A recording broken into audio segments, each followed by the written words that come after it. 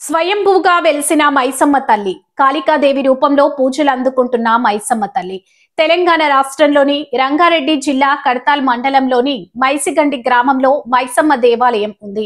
ఒక బురుజు పాము పుట్టలో వేప చెట్టు కింద స్వయంభుగా మైసమ్మ తల్లి వెలిసినట్లు స్థానికులు చెబుతున్నారు.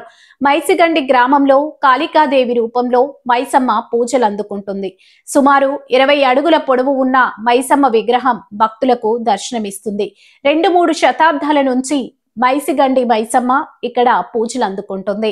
మైసమ్మ ఉన్నందున ఈ ప్రాంతానికి మైసిగండి అని పేరు వచ్చింది. ఈ దేవాలయానికి వచ్చే భక్తులు పర్యాటకుల సంఖ్య పెరుగుతూ వస్తుంది. ఆలయం చుట్టూ 2001లో 74 స్తంభాలతో పెద్ద మండపం నిర్మించారు. ఆలయంలోని స్తంభాలపై ఉన్న సింహాలు అమ్మవారికి నమస్కరిస్తున్నట్లు కనబడతాయి.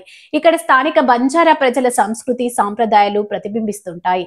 మైసమ్మను పూజిస్తే కోరిన కోరికలు నెరవేరుతాయని భక్తుల నమ్మకం.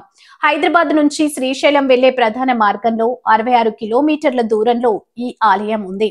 ఈ మార్గంలో వెళ్లేవారు అమ్మవారిని దర్శించుకొని వెళ్తుంటారు. ఈ ఆలయం గోపురం కూడా భారీగా ఇతర దేవాలయాల గోపురాల కన్నా భిన్నంగా పైభాగంలో తెరిచి ఉంటుంది. ఆలయం చుట్టూ ఎన్ని నిర్మాణాలు చేపట్టినా అమ్మవారి విగ్రహం పైన ఎలాంటి పైకప్పు లేకుండా ఉండటం ఈ ఆలయం ప్రత్యేకత. వారాంతాల్లో ముఖ్యంగా బోనాల జాతర సమయాల్లో ఆలయ ప్రాంగణం సందర్శకులు భక్తులతో కిటకిటలాడుతుంది.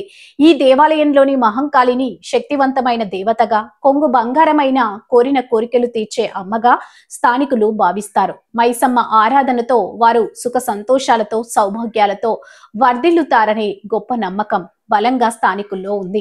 స్థానికులు తమ ఇలవేల్పుగా కొలిచే అమ్మవారి ప్రాంగణంలోనే అన్ని శుభకార్యాలు జరుపుకుంటారు. అమ్మవారి ఆలయంలో ఉన్న పాము పుట్టకు దశాబ్దాల చరిత్ర ఉంది. కార్తీక పౌర్ణమి రోజున పుట్టలోని పాము భక్తులకు దర్శనమిస్తుందని స్థానికులు చెబుతున్నారు. ఆ రోజు నుంచి వారం రోజుల పాటు అమ్మవారి బ్రహ్మోత్సవాలు అంగరంగ వైభవంగా నిర్వహిస్తారు. ప్రతి ఏటా కార్తీక పౌర్ణమి మొదలుకొని వారం రోజుల పాటు అమ్మవారికి ప్రత్యేక పూజలు చేస్తారు. ప్రతి ఆది, మంగళ, గురువారాల్లో భక్తులు ఎక్కువ సంఖ్యలో మైసిగండికి వచ్చి అమ్మవారికి పూజలు చేస్తారు.